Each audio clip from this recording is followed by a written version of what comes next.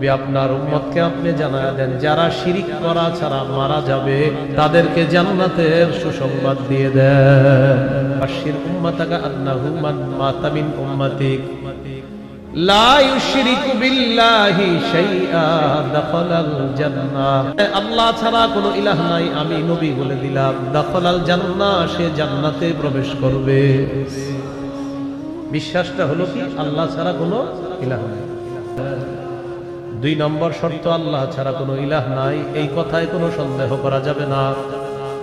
সূরা হুজুরাতের 15 নম্বর আয়াতে আল্লাহ তাআলা বলেন, ইন্নামাল মুমিনুনা আল্লাযীনা আমানু বিল্লাহি ওয়া রাসূলিহি সুম্মা লাম ইয়ারতাবু ওয়া জাহাদু বিআমওয়ালিহিম ওয়া আনফুসিহিম ফী সাবিলিল্লাহ উলাইকা হুমুস সাদিকুন।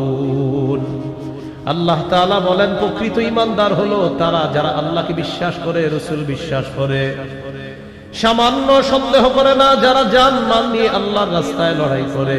আমি আল্লাহ তাদেরকে কোরআনে খাঁটি সত্যবাদী বলে ঘোষণা করলাম।